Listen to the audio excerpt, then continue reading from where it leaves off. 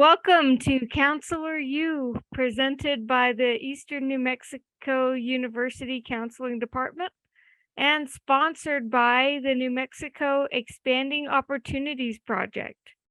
We are your hosts. This is Taylor Call, Katrina Weir, and I am Nikki McDowell Horn. Today we'd like to discuss something you might be interested in. How do I know if counseling is the right career for me? I'll start by saying that I definitely did not think that I would make a good counselor. And that changed. When I was little, I used to think there was no way I could handle the emotions of other people. And I'm sure many people out there could agree. Uh, Sometimes you've got enough on your plate, you know what I mean? Um, but some things have changed for me over the years, and I found kind of actually a release in helping other people with their issues, because honestly, if you can kind of keep it in a perspective of it's something that I can leave at the end of the session and not take home with me, that this is their life and their choice. When you keep it in that perspective, it gets a little bit easier and your burden is lighter than you would think it would be. If, say, you may be comparing it to helping out a friend who's going through trials, crisis. It's not the same, because that is not, that doesn't have a definite end and start. And also you're not as invested personally in your clients. You're more objective. And so I think overall, it actually helped me to help others, it helped me put things in perspective about my life, and I find great satisfaction in helping others. And you could too. What do you guys think? Yes, I totally agree. I think many people that go into counseling are natural helpers. I think they naturally want to help others. And I think for me, this gives me an opportunity to help others in a qualified way, and it helps me to help others in ways that others may not be able to help them. It helps me to help others lay that burden, come to be able to come to me as a counselor, as a friend, as a person, and we can discuss with all the other stuff added to it. I think one of the biggest things for me as to be a counselor one day is, I think you hit it on the head, Nikki, is to help people. And I don't think sometimes as a society we remember how many people out there needs our help, whether they verbally ask for it, whether they feel comfortable asking for it. People need help, and I'm so thankful that we will be in a position one day to help others.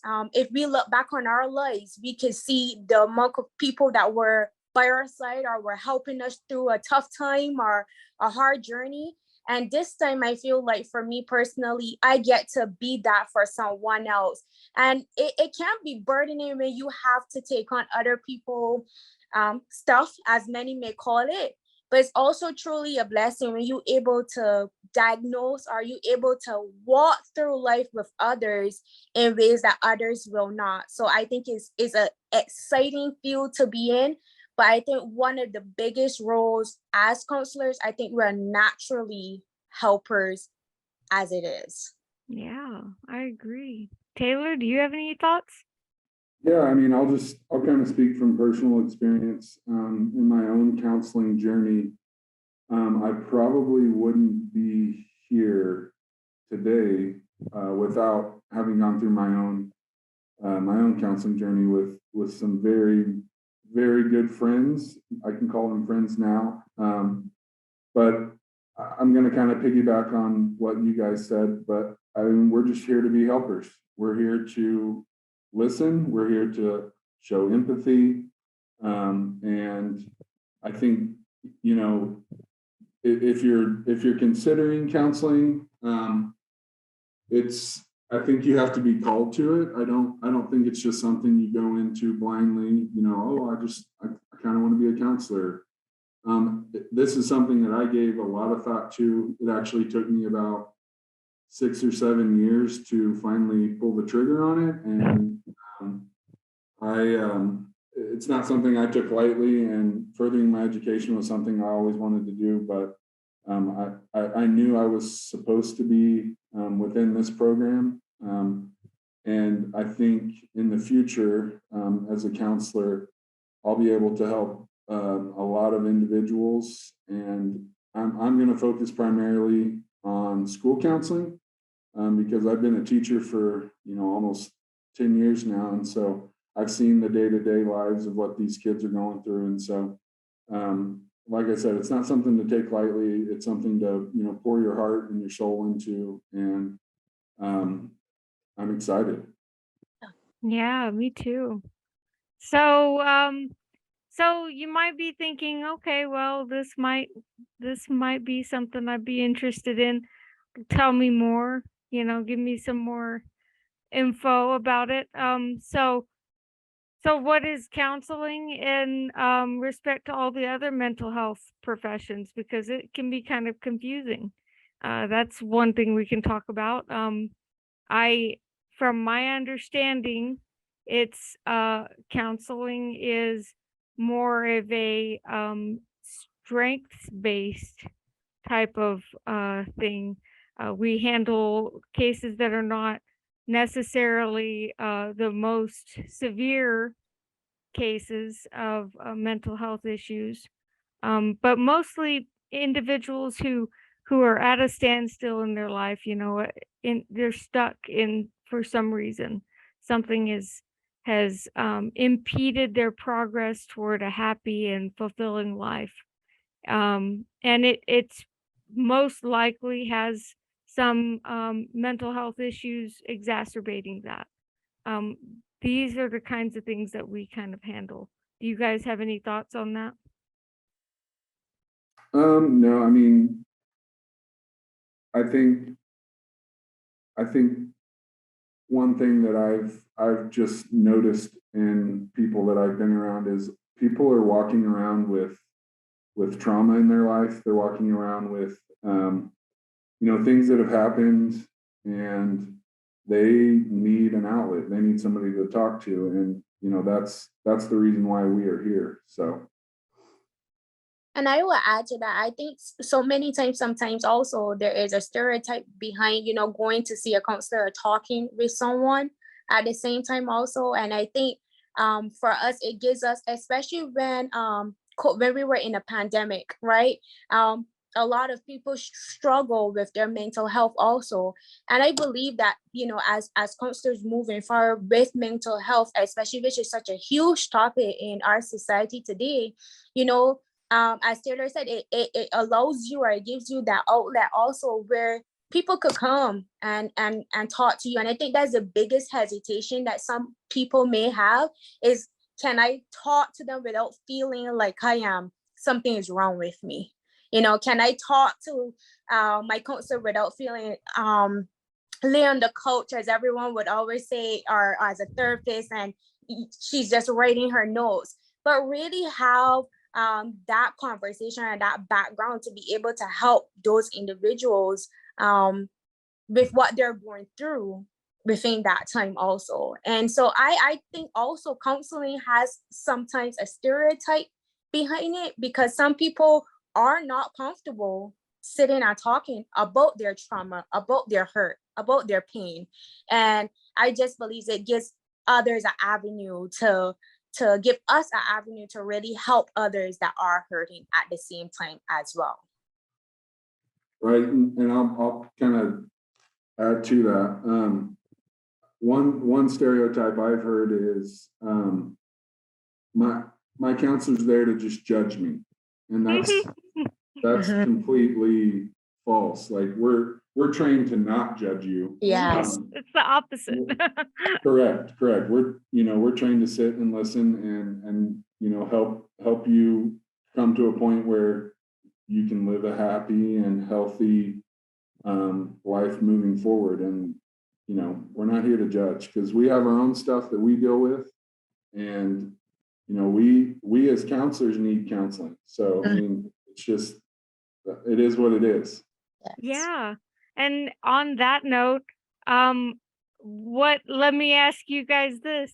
Do you need to have all your problems solved before you become a counselor? No. Absolutely not. I think we're all a work in progress, and that's the beauty of counseling. So Yeah. And I believe also having mentors, us as counselors, having someone else that we can go to, also that we can confide in and we can talk to and we could discuss also, I think is a golden for us, because we are not perfect Mhm. either. And so I think as a counselor, having someone or having an individual or having your own therapist or having a counselor or someone that you can rely on and you can go to also, I think we need help as well. Yeah. And I think that I also personally think that if you're not willing to take that step to work on whatever issues you have, or may have had, or will have in the future, maybe you'll find something comes up when you work with a client. If you're not willing to work on those things, maybe this really isn't going to be the path for you. This is about everybody working together, and we use the tools that we learn to help each other, That's good. absolutely. So what about requirements? Like, do I need to be a doctor? Do I need to have the doctorate in order to get into this? This is very important because we at our counseling program, we're looking for new counselors all the time. And so if you're even considering it, definitely check out our website at www.enmu.edu, because we have an excellent counseling program, very helpful people. And so what we've got is the minimum requirements. You've got to take several different courses in order to qualify for the basic license in any state. And those courses are kind of generalized, and you can get them all, and the hours, the practicing as an intern counselor hours in this one master's program at ENMU. So after you get that, you don't have to get a PhD, but you could, especially if you want to teach counseling, which honestly sounds like a wonderful idea to me. I love helping other people help other people. I love to teach people how to be empathic and help others, but that is not a requirement for full licensure. So what you'll basically do is you'll go through the master's program. They'll walk you through each of the steps. Then you'll start doing some counseling on your own, and under supervision, obviously, in the program. And then you'll graduate. You'll take a test depending on which state you want to be licensed in, and you'll be licensed as an assistant, or sometimes there's an entire different title for you, associate, whatever it could be, depends on the state. And then you will continue to accrue supervised hours for usually it's a minimum of 2 years. And then you'll take another test, and you can get independent licensure. After that, you can start working on having a supervisor's license and supervise others, and you can have your own business and independent contract out to people, or you can work in an agency with a W-2 and everything. It's kind of up to you. I'm currently interested in breaking into the telehealth novelty and streaming mental health help and advocacy. So I'm looking at the cutting edge stuff personally, but the world is your oyster, and how you want to apply these licenses. And of course, you can also get extra credentialing. Yeah, so there's also forever after that, as long as you're licensed, you're gonna want to continue your education, get continuing the education credits, you doing workshops and trainings and things, and being able to increase your ability to help others and increase your knowledge. I think that's incredible. So minimum let me, requirements, working on let that. me add something, sorry. Yeah. One thing, I'm a full-time employee. I work at a school and I'm a teacher. And so one thing that I've loved about this program is I have been able to do everything online so far. And that works well with my schedule because, I work from 7:30 in the morning till 4 in the afternoon usually. And then I go home to kids and all that, and the craziness of life happens. But being able to work at my own pace online for this master's program has been a lifesaver. That's such a So, great. yeah, I just wanted to add that in there.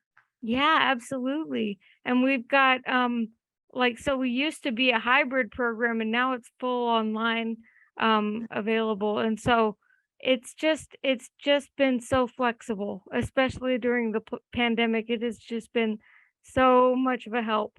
And and the professors are very understanding and helpful, whenever you need help, they're there for you. I really love this program and I love this department. Mm. So so why would this maybe not be a good choice? I think if you yourself can't be empathic towards others, that's a huge red flag there. I think it takes great patience to be a counselor. I think you also have to be very good at building relationships. And so if in your daily life you're not a relational person, I think that would be a big red flag for me. Because that's what we do. We build relationships with the people that come to us that need help. And so if you're unable to do those things, then I would say this is not for you. Yeah, and you said earlier, Taylor, I may paraphrase it a little bit. You also talk about counseling is not a field that you just jump into, right? You discuss and you said it has to be that desire. It has to be something also that you are called to do. And I think counseling is, I very much agree with Taylor. It's something that you have to have that desire to do one. But how do you treat others also? It is, that is a big thing. So how you treat your friends, how you treat your family, how you treat others around you also, it will reflect how you treat your clients. Also, you can't just put on a mask and be like, okay, I'm going to be nice to my clients, but I am mean to my husband, I am mean to my friends. I think it also comes along with how do you treat others. And I think another big one is how do you handle setting up boundaries with others? Because boundaries is something that as counselors, I believe that you have to be able to know or to learn how to create those boundaries also with your clients also. So I think that is something also as probably two red flags for me, how you treat others. And two, your boundaries. How are you able at creating and setting healthy boundaries around others also? Yeah. I also like how you added to be able to learn to do that.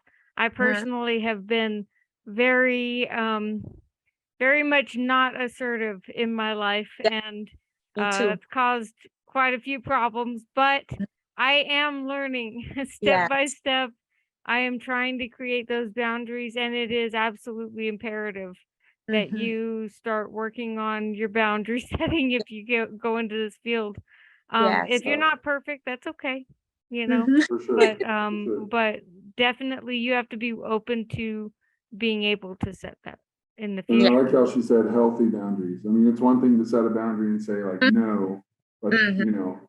then there's the other half of that of, I'm setting this boundary because, X, Y, and Z. So Mhm.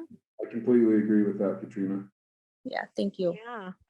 Yeah, so we kind of already touched on this, but why do you guys think this might be a good choice for some people out there?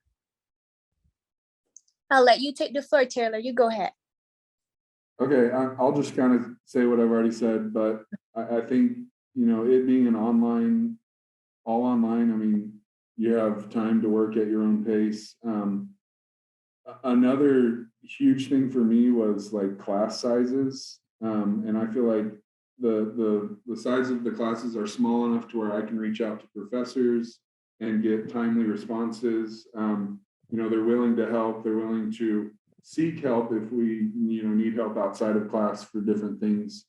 But I just feel like everybody's so personable and um, they really want us to be the best counselors we can be, and I've felt that throughout the program. I'm only about halfway through right now, but I really do look forward to finishing up and moving forward. But I think those two things, because I feel like in undergrad I didn't really have that. I went to a large university, and I didn't feel like the professors were approachable, and so I think that's one of the big reasons why I chose this program. And I've had a few colleagues and friends that have also gone through the program, so those were some of the things that they said as well. Yeah, I have to agree. I think for me, it's definitely one, the professors. I do have a master's. I got a master's in communication, and man, those professors was amazing. And then coming into counseling, the professors are awesome. As Taylor mentioned, you could email them, and when you email them, they get right back to you immediately. And what I love also, as they want to see you be successful, and they want to see you be a great counselor. And there's nothing like when you have great people outside of your circle, outside of your family, outside of your close friends, celebrating you or pushing you to be better. And I just believe these professors and professors I'm a newbie. I just started, but so far it has just been an amazing experience. And like today, I was able to go to the dentist, and the lady was like, "How is school going?" and blah blah blah. And I was like, "School is good." She's like, "How are you able to manage?" And I said, "I just have great professors right now. I'm working at my own pace, that I was able to go to the dentist and just discuss and brag about the program." So I just think the program is one of those programs that when you leave with such tools, that these tools that we carry after leaving the program, we're going to be we're going to be great counselors. So we have to give that, apply that also to the professors who also work timely with us, give us advice, how we can be better and to do better. And so I just said the professor, the school itself,